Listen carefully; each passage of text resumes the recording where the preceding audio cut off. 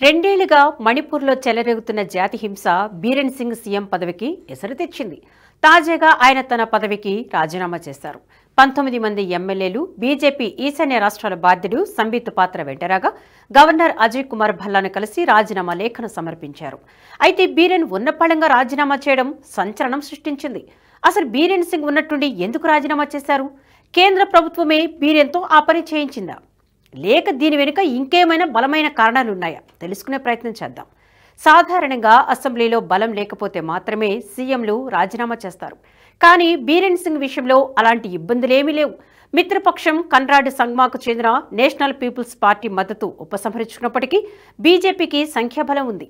అయితే రాష్ట్రంలో నాయకత్వ మార్పును డిమాండ్ చేస్తున్న ఎమ్మెల్యేలు బల పరీక్ష సమయంలో పార్టీ విప్ను ధిక్కరించే అవకాశం ఉండడంతో బీరెన్ రాజీనామా చేసినట్లు తెలుస్తోంది. కాంగ్రెస్ ప్రవేశపెట్టిన అవిశ్వాస తీర్మానం కూడా బీరెన్ సింగ్ రాజీనామాకు కారణంగా చెబుతున్నారు. మణిపూర్లోని తౌబాల్ జిల్లాలోని India reserve battalion out post నుండి గుర్తు తెలియని ముష్కరులు ఆయుధాలను దోచుకున్న ఘటన కూడా బీరెన్ రాజీనామాకు కారణంగా తెలుస్తోంది. 2023 మే 3న మణిపూర్లో కుకీలు, మేతీలకు మధ్య వివాదం చెలరేగిన నాటి నుంచి బీరెన్ సింగ్ మిత్రుల మద్దతు కోల్పోతూ వస్తున్నారు. 7 బీజేపీ కుకీ ఎమ్మెల్యేలతో ప్రారంభమైంది. ఆ తర్వాత 2023లో కుకీ పీపుల్స్ అలయన్స్ నుంచి 2, ఒక ఇండిపెండెంట్ మెంబర్ మద్దతు ఉపసంహరించుకున్నారు. బీరెన్ సింగ్ను మొదటి నుంచి విమర్శిస్తున్న మణిపూర్ గ్రామీణాభివృద్ధి, పంచాయతీరాజ్ మంత్రి యమ్నామ్ ఖేమ్చంద్ సింగ్ ఫిబ్రవరి 3న న్యూఢిల్లీకి వెళ్లి పరిస్థితిని వివరించినట్లు నివేదికలు చెబుతున్నాయి. ముఖ్యమంత్రిని మార్చకపోతే ప్రభుత్వం కూలిపోయే అవకాశం ఉందని ఆయన బీజేపీ నాయకత్వాన్ని హెచ్చరించినట్లు సమాచారం. ఫిబ్రవరి 4న గవర్నర్ భల్లా కూడా హోంమంత్రి అమిత్ షాను కలిసి పరిస్థితిని వివరించారు. ఈ పరిణామాలని బీరెన్ కుర్చీ దిగడానికి కారణమైనట్లు తెలుస్తోంది. బీరెన్ సింగ్ రాజీనామాతో రాష్ట్రంలో రాష్ట్రపతి పాలన విధిస్తుందా, లేక కొత్త ముఖ్యమంత్రిని నియమిస్తుందా అనేది ఉత్కంఠ రేపుతుంది. బీజేపీ అగ్రనాయకుడు, ఈశాన్య రాష్ట్రాల ఇన్ఛార్జ్ సంబిత్ పాత్ర మణిపూర్లో మకాం వేసి పరిస్థితులను బేరీజు వేస్తున్నారు. మరోవైపు బీరెన్ రాజీనామాతో కుకీలు, మేతీల మధ్య శాంతి కోసం కేంద్రం చేస్తున్న ప్రయత్నాలను ముమ్మరం చేస్తుందని బీజేపీ వర్గాలు చెబుతున్నాయి. ఇదే సమయంలో కొండ ప్రాంతంలోని కొన్ని జిల్లాల్లో పరిపాలనాపరమైన మార్పులు చేశారు గవర్నర్ అభయ్ కుమార్ భల్లా. బీరెన్ సింగ్ రాజీనామాతో అత్యవసర పరిస్థితులు తలెత్తే అవకాశం ఉండడంతో సంక్షోభ నివారణ కోసం పటిష్టమైన భద్రతా ఏర్పాట్లు చేశారు. ముఖ్యంగా కొండ ప్రాంతంపై ప్రత్యేక దృష్టి సారించిన అధికారులు భద్రతా బలగాలను రంగంలోకి దింపారు. బుల్లెట్ ప్రూఫ్ వాహనాలను కూడా మోహరించారు. ఆయుధాల రికవరీ కార్యకలాపాలను ముమ్మరం చేశారు. బీరెన్ సింగ్ రాజీనామాకు డిసెంబర్ నుంచే గ్రౌండ్ ప్రిపేర్ అయిందన్న వాదన ఉంది. ఈశాన్య రాష్ట్రాలపై పట్టున్న కేంద్ర మాజీ హోం కార్యదర్శి అజయ్ భల్లా గత ఏడాది డిసెంబర్ 24న మణిపూర్ గవర్నర్గా పంపించింది కేంద్రం. దీంతో అసలు ఆట మొదలైంది. గవర్నర్గా నియమితులైన నెల రోజుల్లోనే భల్లా కొండ ప్రాంత జిల్లాలో పరిపాలన మార్పులకు శ్రీకారం చుట్టారు. పోలీసులు, పరిపాలనా అధికారులను పరుగులు పెట్టించారు. మెయితీ ప్రజలు బీరెన్ సింగ్కు పట్టు ఉన్నప్పటికీ కొండ ప్రాంతంలోని కుకీ తెగలతో ఆయన సంబంధాలు తెంచుకున్నట్లు న్యూఢిల్లీ వర్గాలకు అర్థమైంది. అందుకే అజయ్ కుమార్ భల్లాతో పరిస్థితిని చక్కదిద్దే ప్రయత్నం మొదలుపెట్టింది. మణిపూర్లో మెయితీలు న్యాయబద్ధంగా ఎస్టీ హోదా కావాలని కోరడంతో మొదలైన హింస దాదాపు 2 ఏళ్లుగా కొనసాగుతూనే ఉంది. గత జనవరిలోనూ మణిపూర్ అట్టుడికింది. ఈస్ట్ జిల్లాలో అక్రమ బంకర్లను కూల్చివేసేందుకు భద్రతా దళాలు భారీ ఆపరేషన్ చేపట్టాయి. ఈ నేపథ్యంలో భద్రతా దళాలకు వ్యతిరేకంగా స్థానిక గ్రామాల్లో కుకీలు ఆందోళనకు దిగారు. కేంద్ర బలగాలను వెనక్కి పంపించాలంటూ పెద్ద ఎత్తున దాడులకు తెగబడ్డారు. కాంగుపోక్వి జిల్లా ఎస్పీ కార్యాలయం, డీసీ కార్యాలయం వైపు దూసుకువెళ్లారు. రాళ్లు రువ్వారు. ఆయుధాలతో దాడి చేశారు. ఈ దాడిలో ఎస్పీ మనోజ్ ప్రభాకర్ సహా అనేక మంది పోలీసులు, సిబ్బంది గాయపడ్డారు. పోలీసుల ప్రతిఘటనలు, ఆందోళనకారులు కూడా కొందరికి గాయాలయ్యాయి. అంతకుముందు కొండ ప్రాంత గ్రామమైన సినంకోమ్లో కొంతమంది దుండగులు కాల్పులు జరిపారు. చురాచంద్పూర్ జిల్లా లేసింగ్ గ్రామంలోని బ్రిడ్జి కింద పేలుడు పదార్థాలు కూడా లభించాయి. నవంబర్లో కుకీ తిరుగుబాటుదారులకు భద్రతా బలగాలకు మధ్య జరిగిన ఎదురు కాల్పుల్లో 11 మంది కుకీ రెబల్స్ హతమయ్యారు. అంతేకాదు, కుకీ మిలిటెంట్ల వద్ద ఆయుధాల్లో అత్యాధునిక రైఫిళ్లు లభించాయి. కుకీల చేతిలో అత్యాధునిక వార్ డ్రోన్లను కూడా నిఘా వర్గాలు గుర్తించాయి.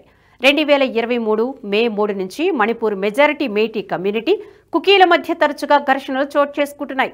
ఇప్పటి వరకు జరిగిన హింస ఫలితంగా 250 మందికి పైగా మరణించారు. వేలాది మంది నిరాశ్రులయ్యారు. మణిపూర్ అల్లర్ల వెనుక విదేశీ శక్తుల హస్తం ఉన్నట్లు ఇప్పటికే ఎన్నో ఆధారాలు లభించాయి. జనవరి దాడుల వెనుక అమెరికా హస్తం ఉందనే వాదన కూడా వినిపించింది. అక్కడ లభించిన స్టార్ లింక్ బాక్సులే ఈ వాదనకు బలం చేకూర్చాయి. మయన్మార్ సరిహద్దుల నుంచి 1000 మంది కుకీ తిరుగుబాటుదారులు మణిపూర్లోకి చొరబడినట్లు, పెద్ద ఎత్తున మందుగుండి సామగ్రి తరలించినట్లు అప్పట్లో వార్తలు వెలువడ్డాయి. ఇలా మయన్మార్ నుంచి పెద్ద ఎత్తున మందుగుండు సామగ్రి తరలిరావడాన్ని శంకించిన కేంద్రం కుకీ తిరుగుబాటుదారుల దాడులను ఎదుర్కొనేందుకే ముందస్తుగా భద్రతా బలగాలను పెంచింది. భద్రతా బలగాలను పెంచితే సరిపోదని, వారికి సరైన మార్గదర్శనం చేసే అనుభవజ్ఞుల పర్యవేక్షణ ఉండాలని కేంద్రం భావించింది. అందుకే హోంశాఖ మాజీ కార్యదర్శి అజయ్ కుమార్ భల్లాను గవర్నర్గా పంపించింది. ఓవైపు బలగాల పెంపు, మరోవైపు డ్రోన్ల మోహరింపు, ఇంకోవైపు గవర్నర్గా అజయ్ భల్లా నియామకం. ఇలా వరుస పరిణామాలను జీర్ణించుకోలేక కుకీలు దాడులకు తెగబడ్డారు. భల్లా కూడా కేంద్రం తనపై పెట్టుకున్న నమ్మకాన్ని వమ్ము చేయలేదు. రాష్ట్ర వ్యాప్తంగా భద్రతా పరిస్థితులను సమీక్షించారు. దేశంలోని మిగిలిన ప్రాంతాలతో ఇంఫాల్ లోయను అనుసంధానించే హైవేలపై ప్రత్యేకంగా దృష్టి సారించారు. అయితే ప్రభుత్వ నిఘా పెరగడంతో కుకీలు కొత్త దారులు వెతుక్కున్నారు. ఇంటర్నెట్ కేంద్ర ప్రభుత్వ నిఘా పెట్టడంతో కుకీలకు సమాచార బట్వాడాకు ఇబ్బందులు తలెత్తాయి. దీంతో మయన్మార్ నుంచి స్టార్ లింక్ బాక్సులను తెచ్చి వినియోగించారు. స్టార్ లింక్ ద్వారా నేరుగా శాటిలైట్ నుంచి ఇంటర్నెట్ పొందే అవకాశం ఉండడంతో కుకీలకు నిఘా వర్గాల కన్నుగప్పి తమ కార్యకలాపాలను కొనసాగించారు. మణిపూర్లో కుకీ మిలిటెంట్లు అత్యాధునిక ఆయుధాలతో యథేచ్ఛగా తిరుగుతుండడం తీవ్ర ఆందోళనకు గురిచేస్తోంది. కుకీ తెగలో చిన్న పిల్లలను సైతం మిలిటెంట్లు మారుస్తున్న వైనం దేశ భద్రతకే పెను సవాలుగా మారింది. వీరికి క్రైస్తవ మిషనరీలు ఆర్థిక తోడ్పాటును అందిస్తున్న ఘటనలు వెలుగు చూశాయి. ఒక రాష్ట్రంలో 2 జాతుల మధ్య మొదలైన వైరం ఇప్పుడు దేశ భద్రతకే పెను సవాలు విసురుతోంది. మొన్నటికి మొన్న కేంద్ర హోంశాఖ విడుదల చేసిన నివేదిక చూస్తే మణిపూర్లో పరిస్థితులు ఎంత దారుణంగా ఉన్నాయో అర్థమవుతుంది. అక్కడ మెయితీ, కుకీ తెగల మధ్య పరస్పర ఘర్షణ వల్ల హింసాకాండ రాజుకుందని, మిలిటెంట్ల ప్రాబల్యం పెరిగిందనేది నివేదిక సారాంశం. మొత్తంగా ఈశాన్య రాష్ట్రాల్లో అశాంతికి 77% మణిపూర్ గొడవలే కారణమని హోంశాఖ నివేదిక వెల్లడించింది. నిజానికి మణిపూర్ ఘర్షణలకు అసలు కారణాలు చాలా ఉన్నాయి. ముఖ్యంగా మెయితీలకు అనుకూలంగా హైకోర్టు ఇచ్చిన తీర్పు ప్రధాన కారణం. గత ఏడాది మణిపూర్ హైకోర్టు మెయితీలకు ఎస్టీ హోదా కల్పిస్తూ తీర్పునిచ్చింది. దీంతో కుకీలు తమకు రిజర్వేషన్లు తొలగిపోతాయనే భయంతో మెయితీలతో ఘర్షణ పడుతున్నారు. దీంతో హింస చెలరేగింది. ఇదే కాకుండా 53% జనాభా ఉన్న మెయితీల చేతుల్లో 10% భూమి మాత్రమే ఉండగా 47% ఉన్న నాగా కుకీల చేతిలో 90% భూమి ఉంది. దీంతో మెయితీలు నివసించే ఇంఫాల్ లోయలో తరుగుతున్న వనరులు, పెరిగిన జనాభా, నిరుద్యోగం, లోయలోకి వలసలు పెరగడం వంటి కారణాల వల్ల మెయితీలు కొండ ప్రాంతాలకు విస్తరించాలని అనుకుంటున్నారు. కానీ ప్రస్తుత చట్టాల ప్రకారం ఎస్టీ హోదా ఉన్నవారే కొండ ప్రాంతాలు భూములు కొనుగోలు చేయాలి. అందువల్ల తమకు కూడా షెడ్యూల్ తెగ హోదా కల్పించాలని మెయితీలు న్యాయ పోరాటం చేయగా రాష్ట్ర హైకోర్టు అందుకు అంగీకరిస్తూ తీర్పునిచ్చింది. దీన్ని నాగా కుకీలు తీవ్రంగా వ్యతిరేకిస్తున్నారు. ఇంకా మరో కారణం, మెయితీ వర్గం ఎస్టీ హోదాతో అటవీ భూములకు వస్తే కుకీ మిలిటెంట్లకు ప్రధాన ఆర్థిక వనరైన ఓపియం సాగు కష్టమవుతుంది. ఇప్పటి వరకు మణిపూర్ అటవీ భూములో గుట్టు చప్పుడు కాకుండా 1000 ఎకరాల నల్లమందు సాగవుతుంది. దీన్ని రాష్ట్ర ప్రభుత్వం గుర్తించి ధ్వంసం చేస్తున్నా ఇంకా చాలా వరకు మిగిలే ఉంది. కుకీ మిలిటెంట్లకు మయన్మార్ నుంచి, చైనా నుంచి పరోక్ష సహకారం ఉంది. వారి నుంచి మిలిటెంట్లకు ఆయుధాలు అందుతున్నాయి.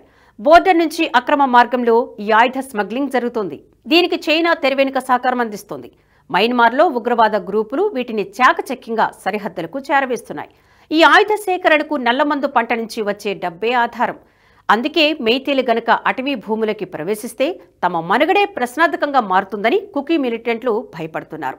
ఈ భయంతో మొదలైన గొడవలు చినికి గాలివానలా మారాయి. ఒక్క మణిపూర్ రాష్ట్రంలో జరుగుతున్న హింస ఈశాన్య రాష్ట్రాల్లో మంటలు రేపుతుంది. వీలైనంత తొందరగా ఈ సమస్యకు పరిష్కారం చూపకపోతే దేశ భద్రతకే పెను సవాలుగా మారే అవకాశం ఉంది. ఈ వీడియో మీకు నచ్చినట్టయితే లైక్ చేయండి, 10 మందికి షేర్ చేయండి. అలాగే కామెంట్ల రూపంలో మీ అభిప్రాయాలను మాతో పంచుకోండి. Nationalist hub group of channels ను సబ్స్క్రైబ్ చేసుకుని తెలుగునాట జాతీయవాద జర్నలిజాన్ని ప్రోత్సహించండి. ఈ వీడియో కింద ఉన్న బెల్ ఐకాన్ పై క్లిక్ చేయడం మర్చిపోవద్దు.